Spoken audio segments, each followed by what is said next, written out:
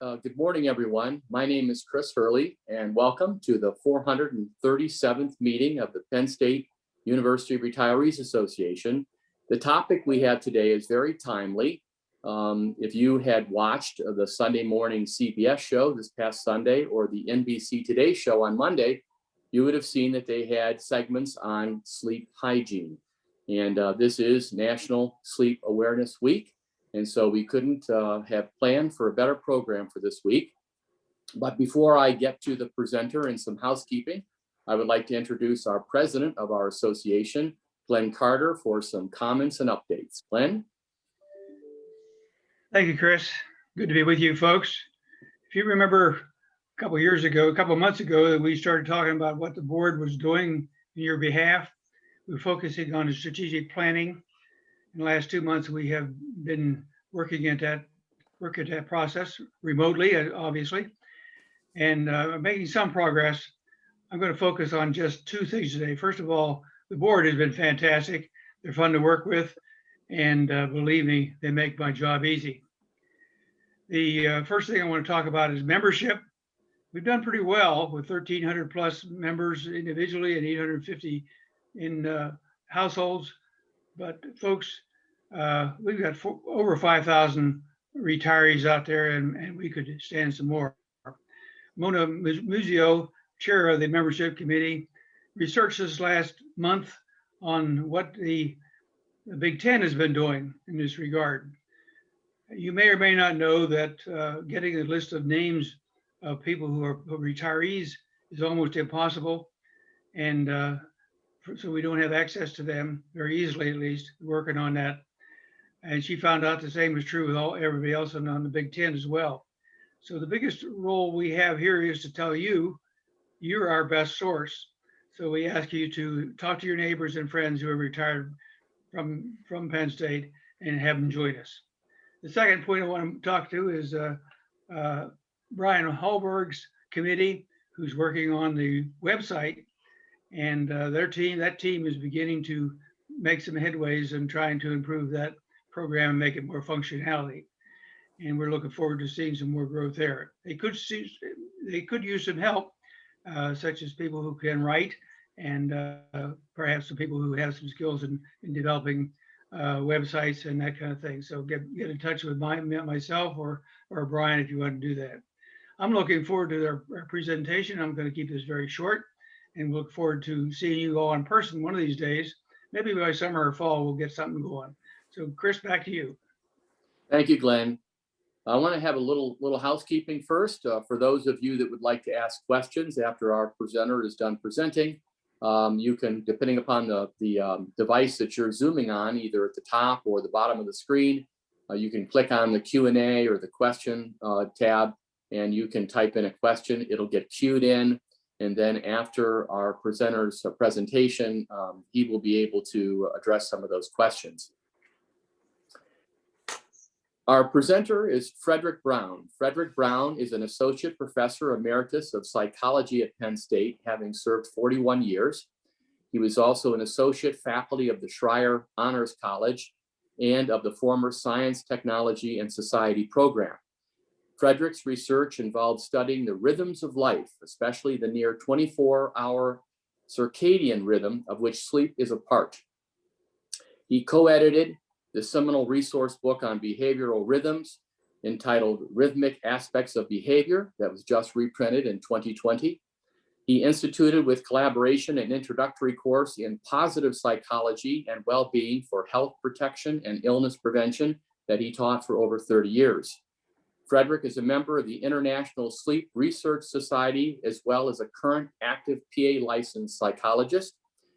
Dr. Brown's presentation will focus on suggestions formulated by the Sleep Research Foundation for a better, restful night's sleep. On another note, I'd like to point out that for the past 20 years, Frederick has been the keyboardist for the Second Winds, a local jazz group of former college and military musicians. It is my pleasure to introduce Dr. Frederick Brown. Okay, let me share the screen.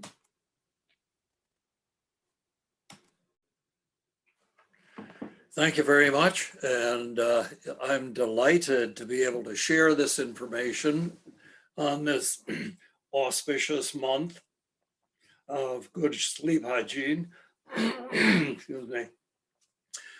Let me tell you a little bit about how I came to study sleep. While completing my master's degree in physiological psychology nearly 60 years ago at Syracuse University, I worked for 4 years in the lab of an orthopedic surgeon, Dr. Robert Becker, Upstate Medical Center and VA Hospital. He was a Nobel Prize nominee in medicine for studying the electrical properties of human bone in hopes of finding ways to regenerate amputated limbs. But also he was collaborating with a physicist and clinical psychologist studying the 11-year sunspot cycle's electromagnetic effects upon increased psychiatric hospital admissions. Also, he was studying the electrical properties of the brain during sleep. I was taught to take recordings of sleep rhythms and other electrical body properties on patients while he was doing surgery. It was under his highly creative tutelage that I began my study of sleep and the biological rhythms of life. Now, I pressed down and nothing happened. So let's see what, this is not, my screen is not moving, unfortunately. So I'm not advancing to the next slide. I don't know if Brian, you can offer any assistance. Let's see if it'll go now. No, So it's doing fine. it's not moving on your screen either, correct? There, whoops. Oh, okay. There we go. Yep. I then went to the University of Virginia to do my doctoral work on the recently discovered internal biological clock called the circadian rhythm. My research demonstrated that it was genetic, not behaviorally conditioned. Later, while at the Scranton campus of Penn State in the early 1980s, I wanted to know whether humans, like many plants and animals, are also affected by the monthly full moon cycles. I studied the length of pregnancies of over 200 different species of temperate climate mammals, from mice to elephants. I found that most pregnancies lasted a close multiple of the length of the full moon cycle, 29.53, essentially 30 days. That includes humans at 9 lunar months. Nearly all of these animal births occurred within the span of 1 year.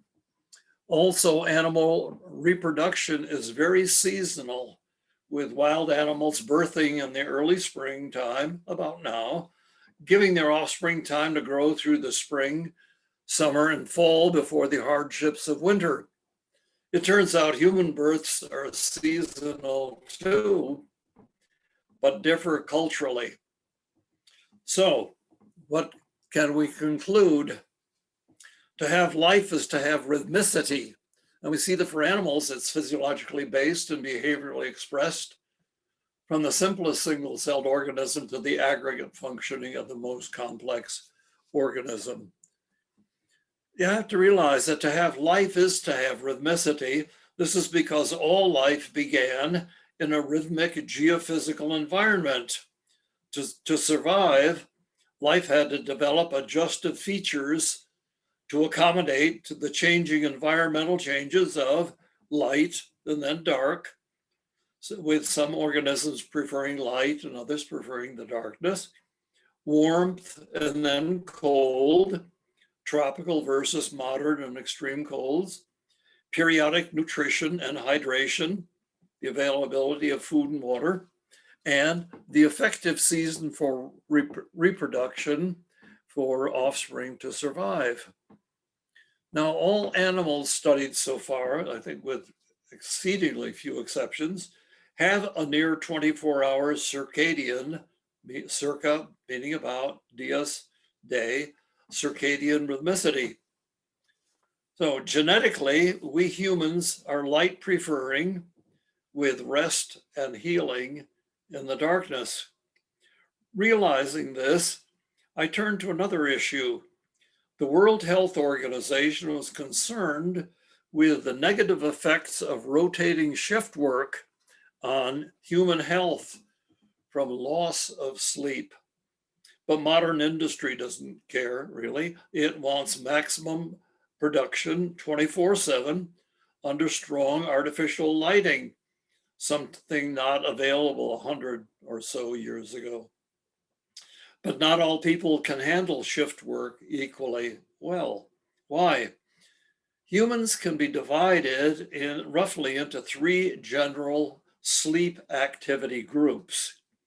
Those who get up when it becomes light out and start to get tired when the sun goes down. Those who prefer to go to bed early and to get up very early before the sun comes up. And those who like to stay up after dark because they are not sleepy, but then can sleep in after the sun comes up. It turns out it's not just a habit, but is a genetic characteristic like skin, hair, and eye coloring. Each of us has our own sleep activity preference. These are patterns called chronotype. So we take a look at chronotypes. These are the genetic differences in our daily sleep-wake pattern. Here are at least 3 natural patterns determined by genes, environmental factors, social activity, light exposure, and so on. We look at, in the left, we look at the night owl type. They apparently have a bit longer circadian rhythm, and they can stay up longer into the night. Here, the daytime hummingbirds, this is about the 50%, they're more flexible, and they tend to awaken with light and then tend to get sleepy after it's dark. On the right are the cheery lark type. These remaining people have shorter circadian rhythms, and they often waken before dawn, and because of their early wide awake activity can drive the night owls crazy. My wife and I have a pact. I'm a morning type. She is a strong evening type. When she comes to me with a research idea at 11 o'clock at night, I'm saying, if you could wait tomorrow, I'll be able to handle it. Similarly, when she gets up in the morning, we don't talk until she's had her transfusion of coffee. And so in this way, we accommodate our morning versus evening chronotypes. Now, which chronotype are you?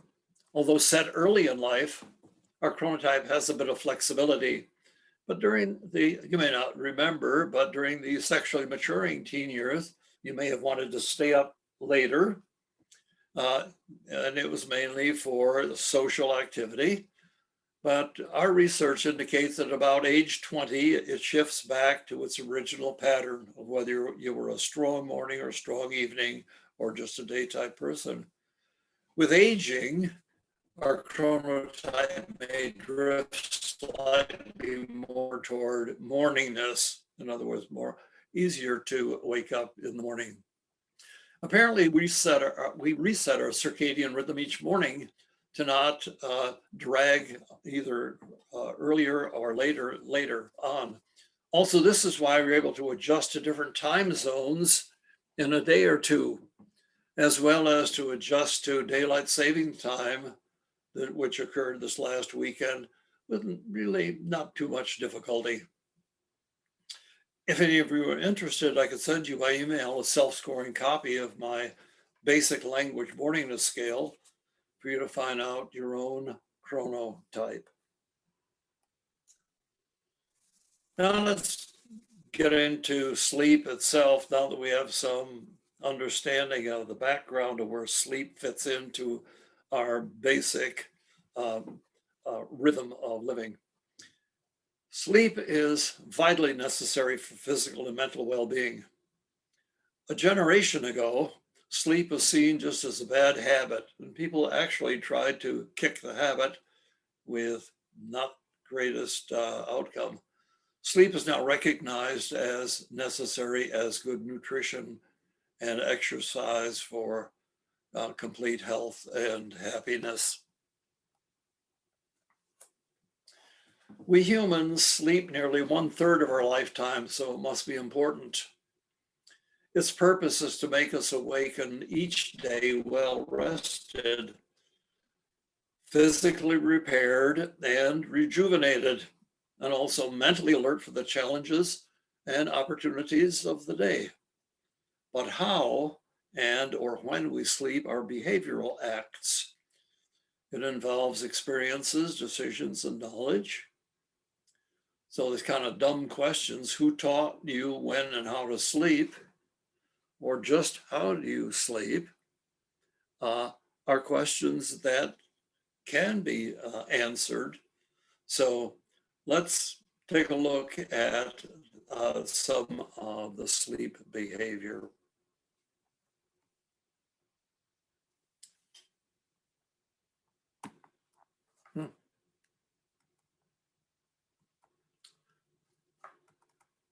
This is now starting to complain.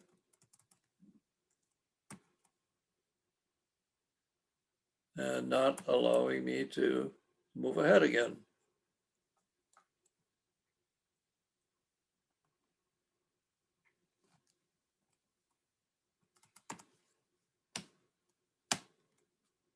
Okay, here we are. We take a look at the biology of sleep, and if you look at the diagram, you see that sleeping is genetically controlled by a variety of clock genes, and it's controlled in our brain by the near 24-hour circadian rhythm. It is influenced by our social activities, also seasonality, and so on. Now, let's take a look at another rhythm that is involved in sleep. The circadian rhythm determines our many or most of our body's physiological functions, including the core body temperature rhythm. Our temperature is highest normally in the late afternoon, and it can be above 99, even 100%, and you don't have a low-grade fever. It is its lowest. If you look at the diagram, you see that between 5 and 6 o'clock, it can be the lowest below 96.5. But also notice that at about that time, the temperature starts to climb again, and that's our body is anticipating onset of morning light and activity. And then it continues to climb throughout the late morning, early afternoon to the evening time, when it reaches its peak and then starts to decline again. Let's take a look at a sleep recording. This may look like gobbledygook, but what I want to show you is the fact that up here, if we put electrodes on our skull, we could record these very fast but low power waves. This is when we are thinking, and there's an awful lot of brain activity. However, when we shut our eyes and sit in a restful position, we start to generate alpha waves, which are about 8 to 12 cycles per second. Interestingly, there is a natural rhythmicity of the Earth's crust, and that rhythmicity is roughly 10 cycles per second. So it means that when we are resting with our eyes closed, you could say that we are in sync with the rhythms of the earth. As we continue to become more sleepy, our rhythms change again. We start to see some longer ones that are a little stronger. And as we continue to go deeper into sleep, all of a sudden, some strange waves occur. This is known as a K complex, and it's very definitive. As the paper is moving in these recordings, we can see the changes. And another one that will occur is the sleep spindle. It's like a fast buzzing on the paper. And at that time we say, the person is now definitely asleep. Continuing into sleep, deeper and deeper, we see that the rhythms become stronger and stronger. But now these brain waves are synchronizing. It's like, in class, I would used to tell the students, okay, let me demonstrate for you what the change is in these brain waves. I want you all to start to count to 100 as fast as you can.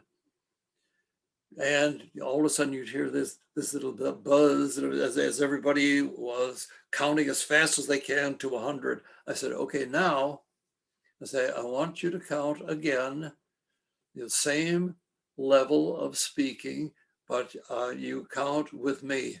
Here we go. 1, 2, 3, 4. And you could hear perceptibly the difference. Even though they were speaking at the same level, it sounded louder and it was coordinated. I said, that's what's going on in your brain as you go deeper into sleep. Then something else happens. All of a sudden, the brainwave changes and it looks like the person is awake again. But if you notice something else, and I don't have it on here, if you had another pen measuring the muscles next to the eye, you would see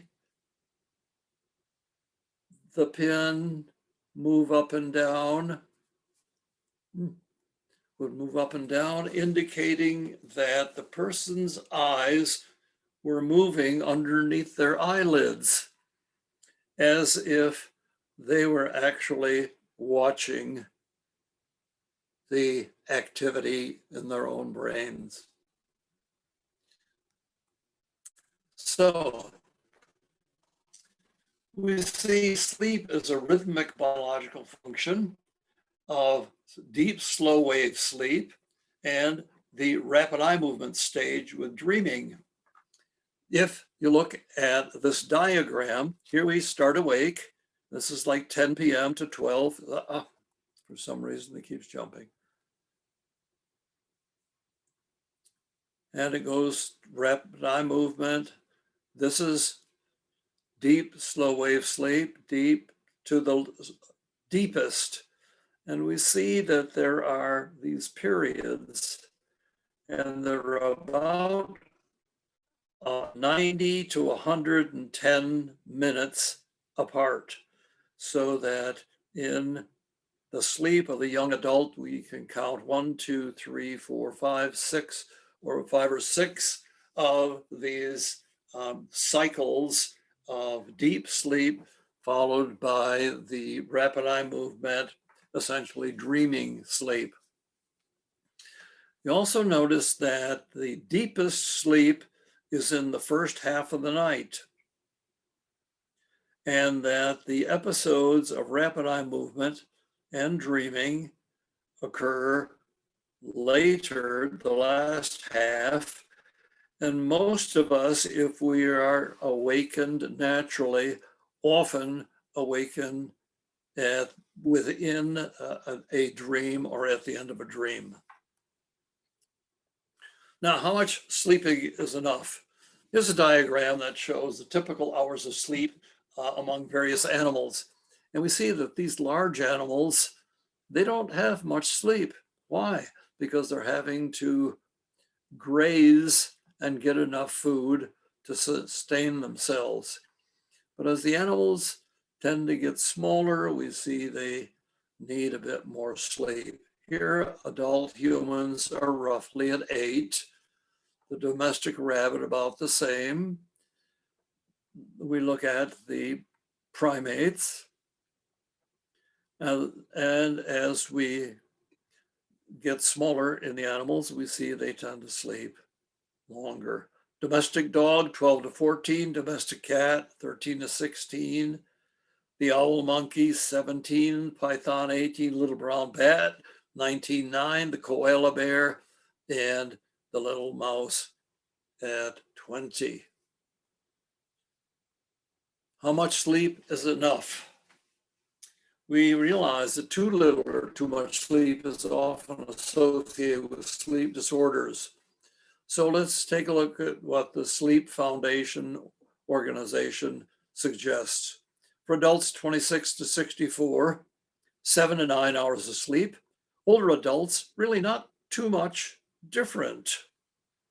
Even a little bit more, because some people are genetically short sleepers, while others are genetically a bit longer sleepers.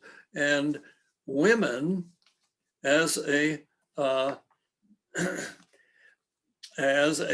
gender, require roughly an hour more sleep than men do. Not recommended, we see, is less than 6 hours of sleep and more than 10. But again, there are always those very few exceptional people who genetically are able to sleep less than 6 hours and are just fine. With older adults, the same is true. We realize there's a bidirectionality of the sleep relationship in which, if we're feeling good, we tend to sleep pretty well. And contrary to that, those times when we are ill or not feeling terribly well, we don't tend to sleep as well.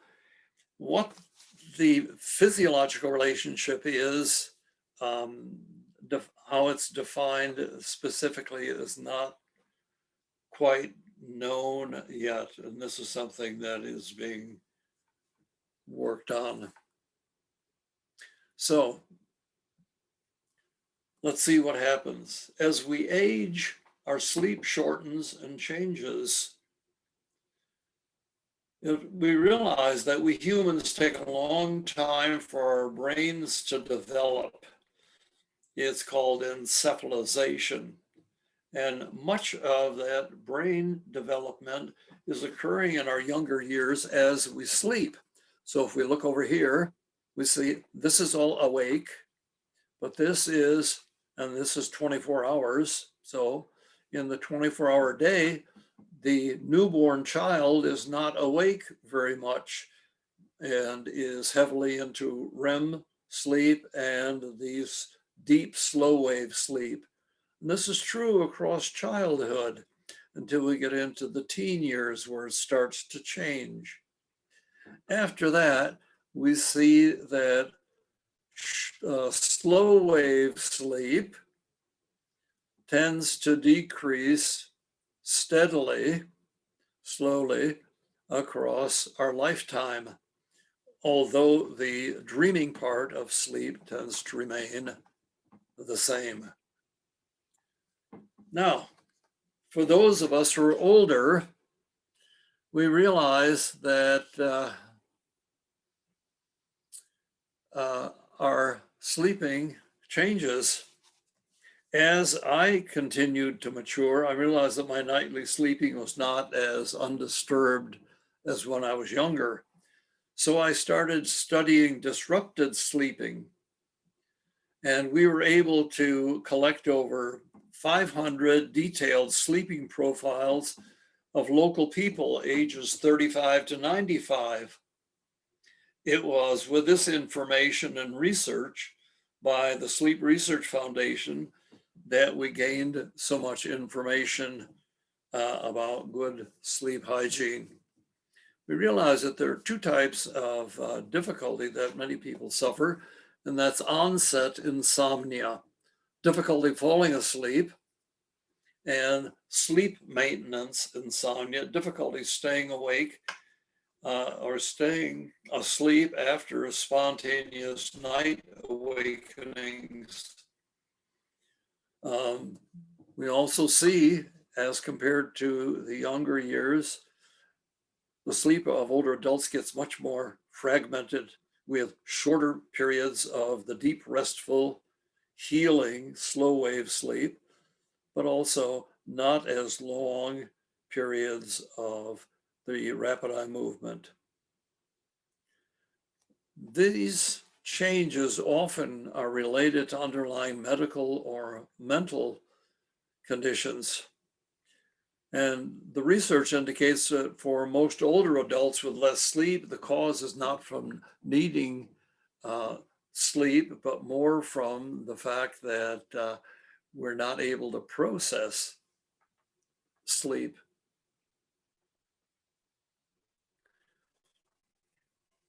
So let's take a look at sleep causes.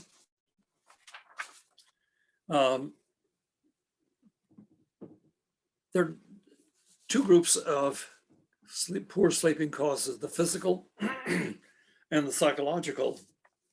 For those people who are on medication, you may scan this list and see that there might be medication that you're taking that could possibly be interfering with sleep.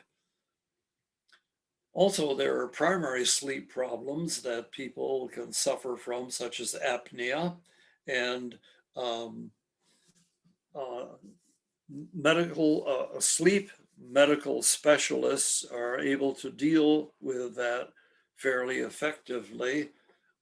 As people gain weight, one of the problems can also be apnea, in which the tongue falls back in the throat and it blocks off the breathing. A person can be awakening from apnea well over 200 times a night, and this also has a strain on the heart. So this is exceedingly serious. There also is narcolepsy and restless leg syndrome. Both of these are neurological issues. Narcolepsy is becoming sleepy and falling asleep at the darndest times. People can be at an exciting point, doing something, and all of a sudden they'll fall asleep. People have been known to fall asleep while they were making love. So obviously these are times that are quite inappropriate to fall asleep. Then there are always the outside sources of problems, such as noise, light, having to do shift work, or caring for dependents and pets.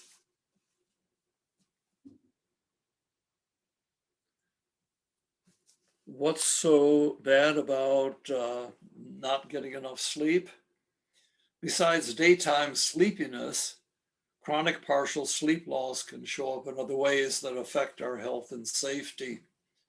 One of the main things is to weaken our immune system, which is our body's protective system against incursions by bacteria and viruses.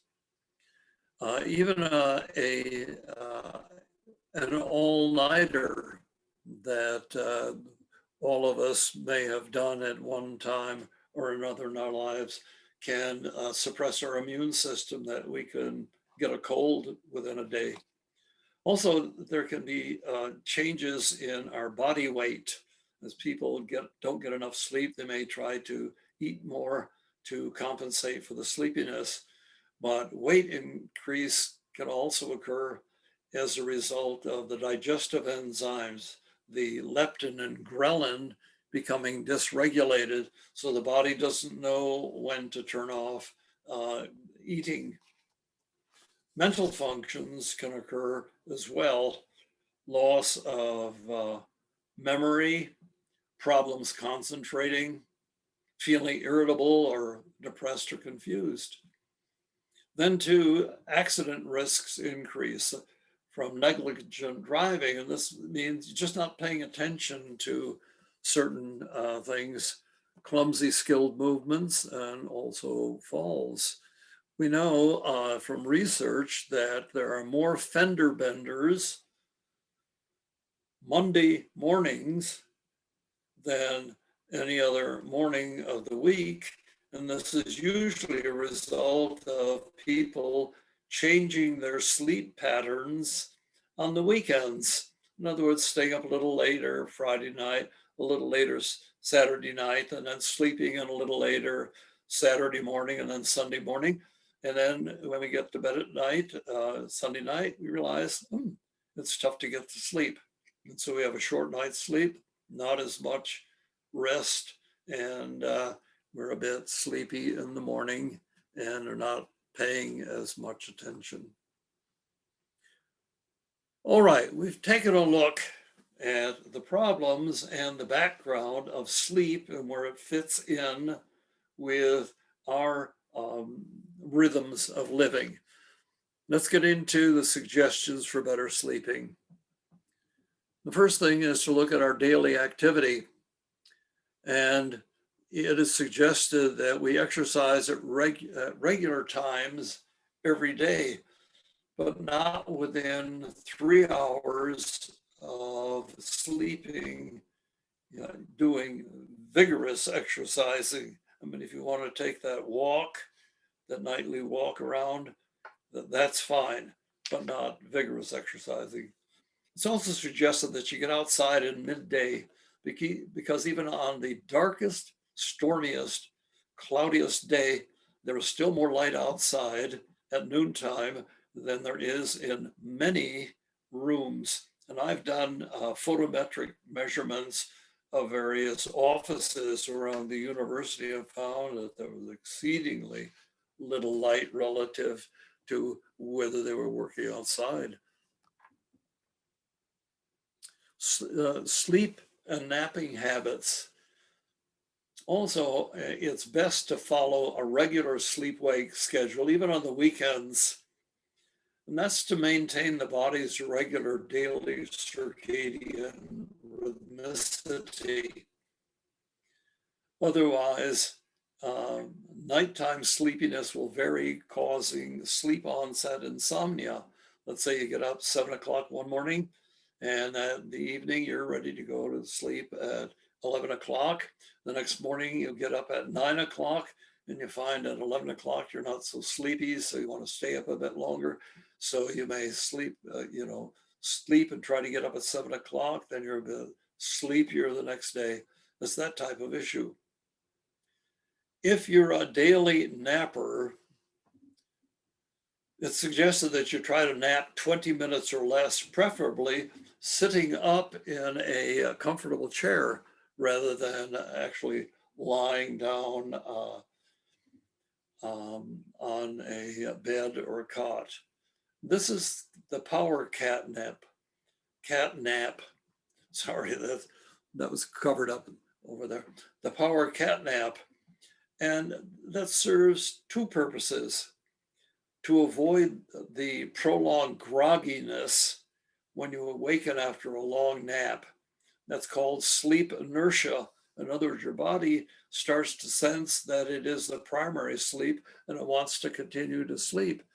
whereas it may take you an hour or so to get rid of the grogginess and get back to full activity. And the other is to avoid onset insomnia at bedtime. Eating and drinking for good sleeping. It's suggested that we avoid eating large meals within 4 hours of bedtime. Small amount of carbohydrate snacking is okay.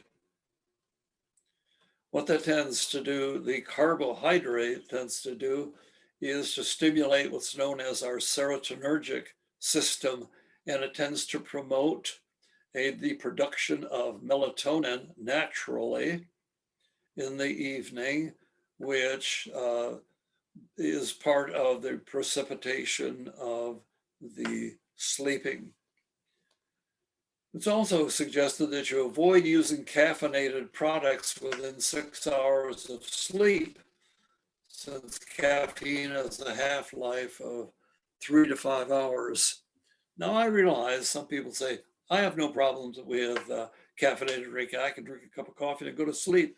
But what you don't realize is that what the caffeine does, often it prevents you from going into the deepest stages of slow wave sleep early at nighttime. And so instead of getting a full, complete physical resting of the body along with healing, because much healing occurs at nighttime, you essentially short-circuited that. Alcohol may be fine just before sleeping, that nightcap, but it tends to decrease the later rapid eye movement sleep. But you could say worse than that, it can cause early awakening. And the closer it is to morning, for most people, the more difficult it is to return to sleeping. Also, it's suggested to limit liquids to just sipping small quantities 4 to 6 hours before bedtime. And what this does is reduce the trips to the bathroom during the night and the potentials for falling. Also suggested that, and some of you do this already, but this is making it explicit, develop a pre-hour bedtime wind down routine to signal the body it's time to sleep, like turn off your smartphone. The blue light tends to stimulate the brain and tends to delay sleep onset. It's best to shift to print, read a book, or watch something light and entertaining on TV. Listen to soothing music or soak in a warm bath or shower if you want to promote good sleeping. In the bedroom, there are a variety of things that you can do with your physical environment. Make the bedroom dark with light blocking shades, make it cool, mid to upper 60s, and quiet. You can use a fan to mask outside sounds because that tends to become like a dull, constant sound that your brain turns off, but it will mask other sounds. Have a comfortable mattress and pillow, just enough but not too warm, because as I showed you early on with that temperature rhythm, we tend to drop in our temperature at night, but then toward morning, our temperature starts to rise, and it is this time that we can get quite sweaty, and then we'll awaken in a sweat. Use the bedroom and bed only for sleeping and sex, not reading or watching TV and so on. And that's more of a habit and a conditioning that allows you to you see the bedroom as the place to sleep. If you have cold feet, sleeping with socks on is okay, according to some of the research. If you have pets or children, keep them off the bed while sleeping. If you have a restless bed partner, you might want to consider sleeping in a separate bed or room. But if you're the one who is restless, it might be good for you to get out of bed and go elsewhere for the time to preserve your partner's sleep. And then while in bed, here's the time to, if you're a worrier or if you tend to rethink the things of the day, it might be best to shift your daytime thoughts to neutral or pleasant ones, such as be aware of your breathing and slowly count your breath starting from 1 to infinity. Or repeat continuously a short poem, a prayer, or a mantra. You can even follow the visual images behind your closed eyelids. Or the one I like is to think about 3 positive things that occurred today that made you smile. If you're not sleepy or asleep in about 15 minutes, get out of bed, engage in some light activity like reading or listening to calming wordless music till you're sleepy, then go back to sleep. Well, what does this produce? What can you expect?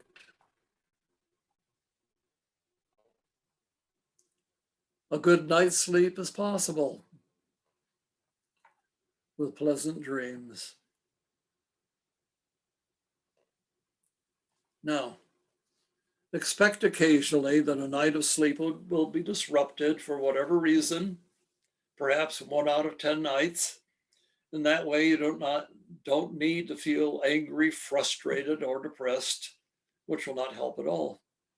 But if your sleep is chronically disrupted and sleepiness interferes with your daytime activity so that you are often sleepy and inactive during the day, it might be best to log your sleep times and problems for several days, then discuss them with your physician. I hope this gives you some information on how sleep fits into your personal rhythms of living and how you might improve your sleep if you need to. Thank you. Okay, I think there might be some questions up there that have come in. Yes. Let's see. Is dreaming in the REM stage, or is this the deepest sleep? There is some controversy about this. For most people, when they go into a laboratory, and I've done this with students, when they are in the REM stage, and you can clearly see their eyes moving. If you ever watched a baby sleeping, you might also have seen their eyes moving. You awaken them at this time and say, "What's going on?" And people usually say, "I'm dreaming." During naps, however, people can go into profound deep sleeps for 10 minutes or so, and they can awaken and say, "I had a real wiggy dream." So most of the dreaming seems to be during the REM stages, yes. Now, I can dream even in 30-minute naps. Is this REM sleeping? It can be, or it does not have to be. Are you stating that preborn babies are sleeping in the womb? I'm not saying that, but hey, that might be what's going on.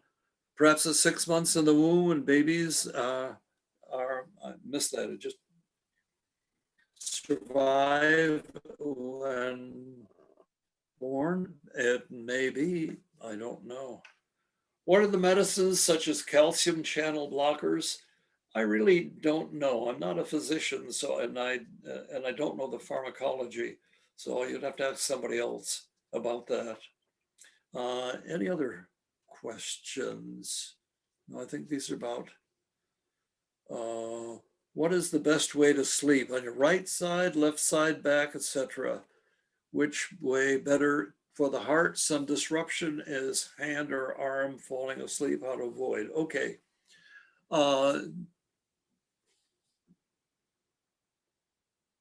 There is some evidence that says that sleeping on the left side is better for people who suffer from GERD, that is acid reflux, because on the left side, the sphincter that closes the esophagus from the stomach is not challenged as strongly, but particularly in the early part of the night. Sleeping on the back tends to promote more snoring and apnea. Some disruption as hand or arm falling asleep, how to avoid. I don't know how that can be avoided, particularly as we get older. One of the things, well, when we put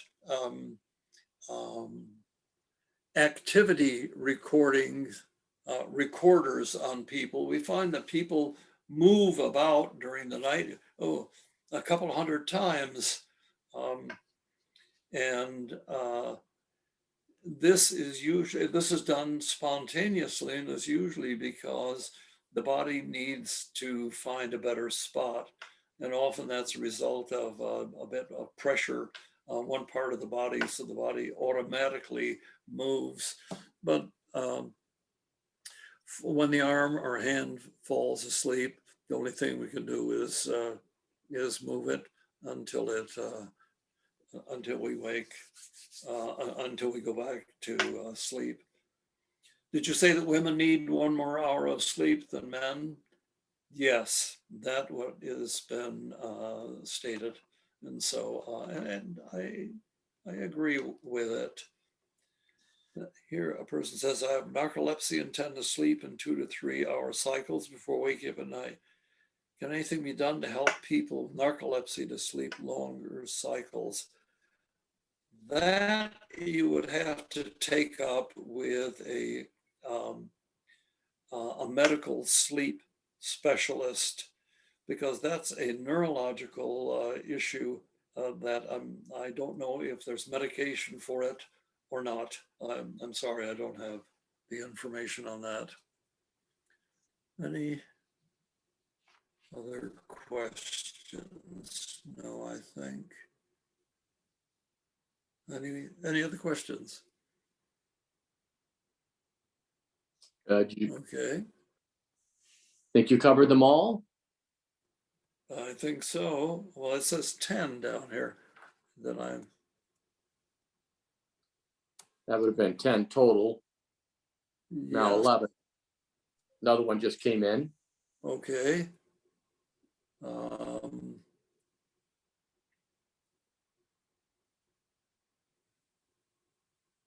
I'm looking for the last one. Oh, I think I saw it. Oh, is there a difference? I saw that one. Is there a difference between biorhythms and where did that go? Let me move this. Yeah, is there a difference between biorhythms and circadian rhythms? Yes, there is. Biorhythms was a pseudoscience of the 1970s. in which it was assumed that there are 3 rhythms that start at birth, the 3 different lengths, 24, 28, and 31 hours apart, and that they cross at critical times, and that these are highs and lows in which bad things occur. But people have studied the biorhythms and find that there really was nothing to them. So the term that is used is biological rhythms. And biological rhythms are all kinds of rhythms. The circadian rhythm is just one rhythm. That's the near 24-hour rhythm, because there are lunar rhythms and there are solar rhythms and tidal rhythms and so on. When you sleep for 4 hours and then are awake for an hour and then get back to sleep for a few hours, is that considered therapeutic sleep? Well, therapeutic sleep would mean that there was something wrong and then you had to have it fixed. I don't see it that way. I awaken many times at night, wide awake. And so what I will do is read for an hour or so, and then I will go back to sleep. Studies done by a colleague at the National Institute of Health years ago, Dr. Thomas Ware, brought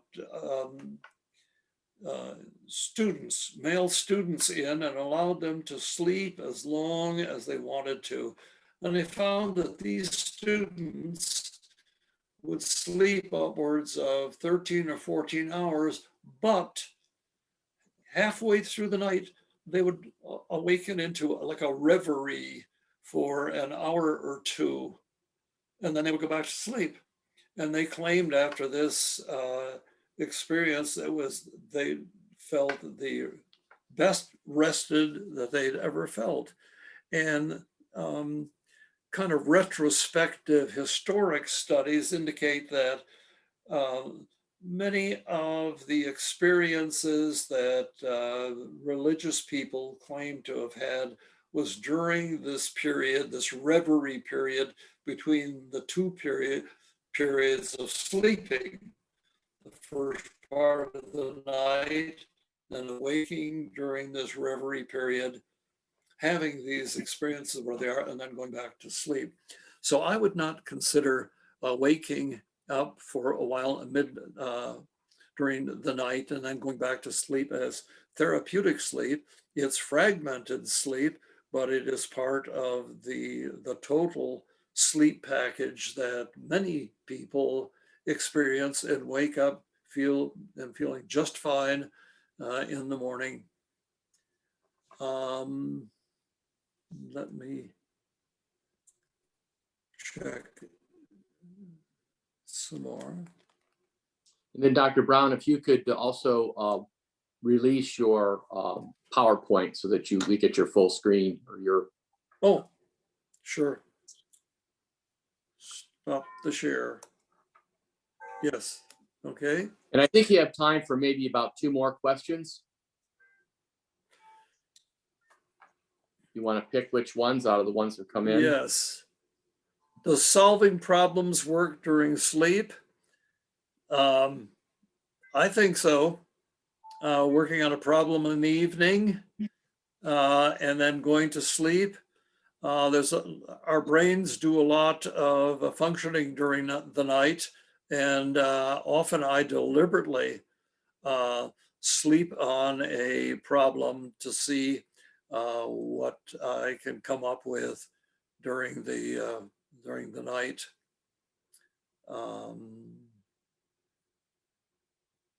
Why do we yawn when tired? I guess it's because our body needs more oxygen, and so we just gasp it at that time. Please explain further when older we are less able to process sleep. This was a study done by physicians, and so they're talking about the biochemistry of what's going on in the body. I'm taking their word for it. I can't explain it much further than that. I use a light purchased from Hamacher and Schlemmer. This helps me to fall asleep. That's interesting, the type of light. I'm not familiar with those that promote sleep, but I know of the lights that are used for people who are suffering from seasonal affective disorder in the spring and in the fall, because there are a lot of people who will go into depression. And I've talked to some of the people in clinical psychology, and they say that probably 15% of the people who are depressed are suffering from seasonal affective disorder syndrome. And it's like a pseudo hibernation effect in which as the days shorten in the fall, people tend to, I hate to say it, put on a bit more weight, tend to sleep a bit longer. And this is true, particularly in areas like Pennsylvania and northern temperate areas where in November things are exceedingly dark because the light is being absorbed into the darkness of the ground. There are no trees and so on, and there's much less light. But people come out of the seasonal affective disorder in the springtime as the days start to become longer and the sun is brighter. But I'm not familiar with this light that helps one to fall asleep. I would be interested in that information. Let me continue. I find that if I fall asleep quickly, but then come out of sleep soon afterwards, I cannot get back to sleep. Yeah, this is part of the fragmentation of our sleep that occurs when we get older.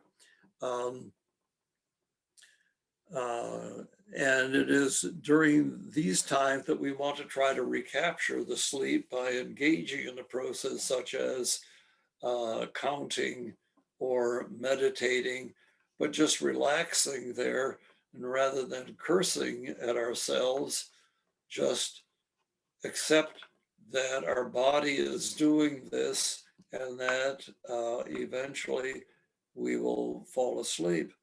If you want to, you can read, you can get up and read a bit, and then when feeling tired, go back to sleep. And this is what I do as well.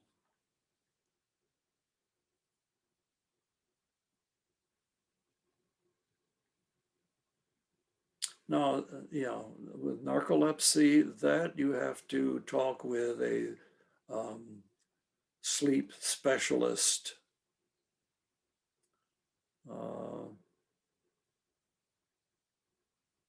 I think I may have covered all of the questions. Let's see.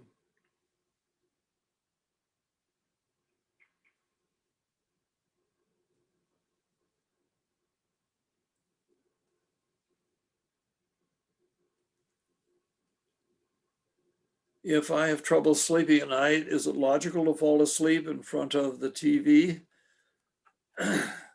You mean beforehand, before you go to bed, or do you have the light, the TV in the bedroom?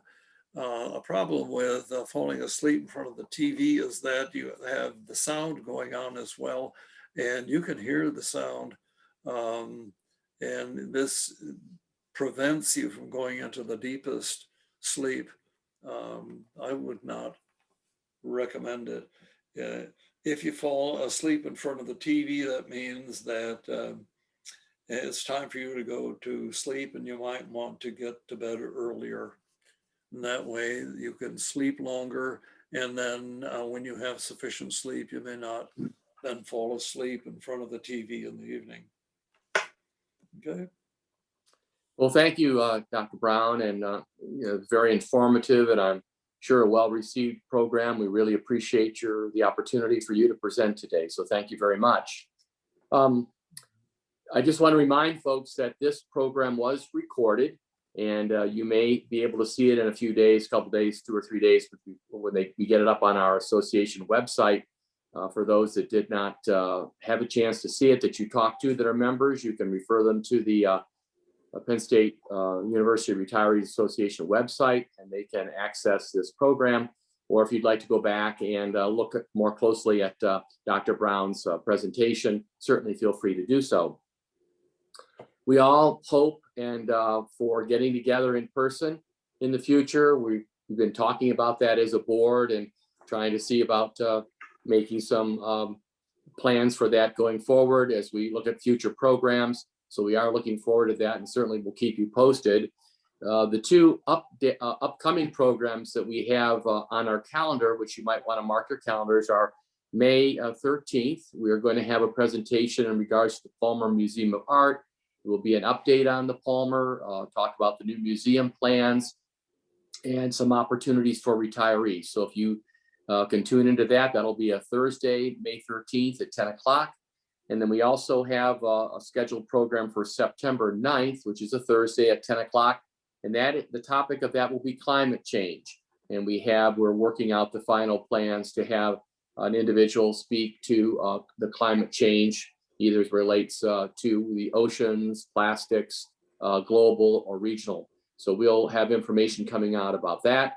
Certainly our newsletters will be coming out, and we're also getting ready for the postscript that will be coming out to all retirees that we think will be coming out in June, and we're planning to put some information in that for you.